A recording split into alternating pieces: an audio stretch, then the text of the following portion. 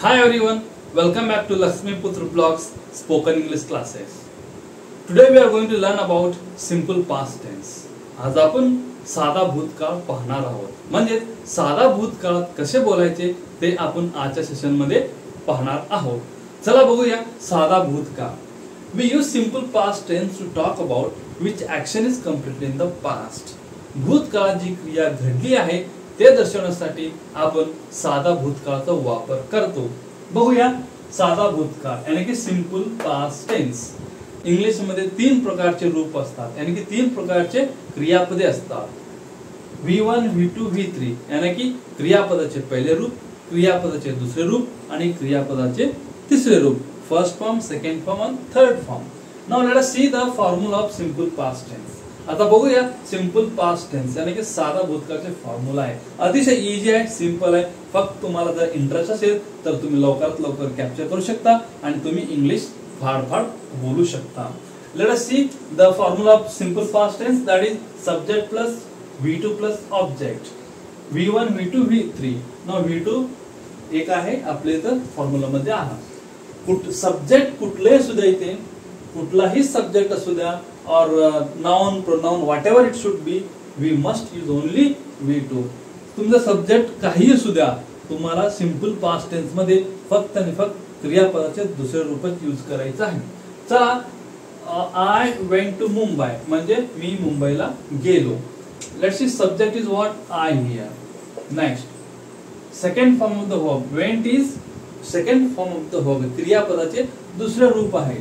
चलो V2 and to Mumbai is object. Subject went V2 and object to Mumbai. I went to Mumbai. मी मुंबईला गेलो.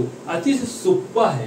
फक्त तुम्ही थोडं लक्ष देऊन ऐका आणि तुम्ही प्रॅक्टिस करा. Definitely you will speak very fluent English. Now next, he bought a car. तो कार घेतला. Now he is what here? Subject. Next, bought V2. And next, a car is object. तो कार घेतला, तो खरेदी केला. So next, C subject plus win won. Then V2 the gold medal. C won the gold medal. ती gold medal जिंकली. तर ती gold medal जिंकली. तर काय, subject V2 and remaining part of the sentence, क्रियापदाचे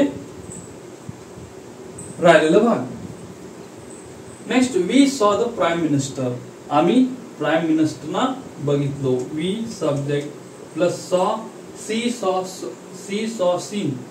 सी चं काय येणार आहे तर CSW सॉ, SW सीन. सी सॉ सीन.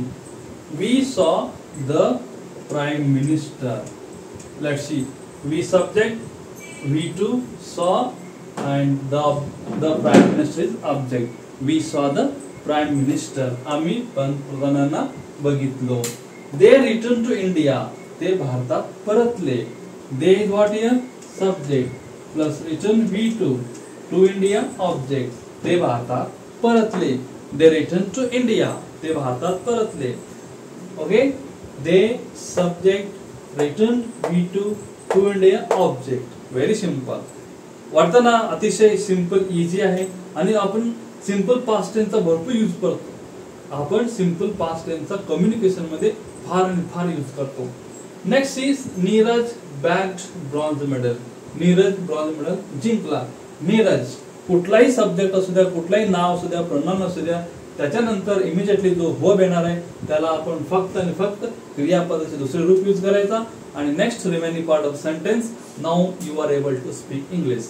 जर तुम्हाला एवढं जमला तर you can speak fluent English. So this is how we speak in simple past tense. So अतिशय सिंपल आहे, इझी आहे. जर तुम्हाला काही कळलं नसेल तर तुम्ही मला विचारू शकता. So you can ask me in the comment box what didn't you understand. Okay. So friends, if you like my video, please like, share and subscribe. Thank you.